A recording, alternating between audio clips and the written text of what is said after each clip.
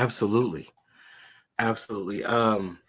So, the light codes would be passed down generationally, uh, not just through the sun and the intake of the sun breaths, um, the light codes transmitting not only through the breaths, but also through the pineal activator, in the front of the brain, also referred to as the third eye, which is really the single eye of focus uh, on light. You, Uh, you, it's funny. They say they'll tell you use your inner sight.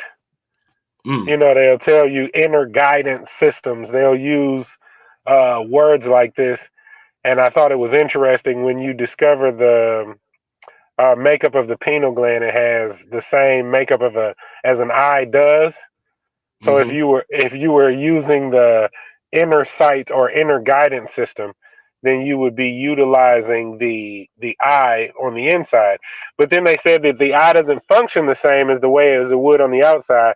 I wouldn't imagine it would. It would have a whole different spectrum that it was reading than a spectrum outside of you. And the pineal gland is calcified by fluorides and other additives to our food and water system. So a lot of the inner sight capability that we would usually have access to has been kind of frozen up by that pineal gland being frozen up by fluoride and other things in the water.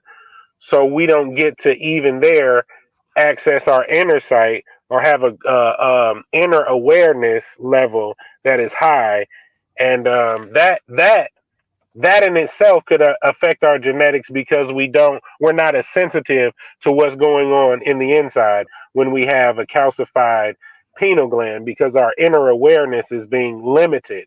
So things could be happening on the inside that we used to be aware of or used to be able to see, function, understand. And as time progresses with this calcification of the pineal gland, that's going to have a genetic effect on us.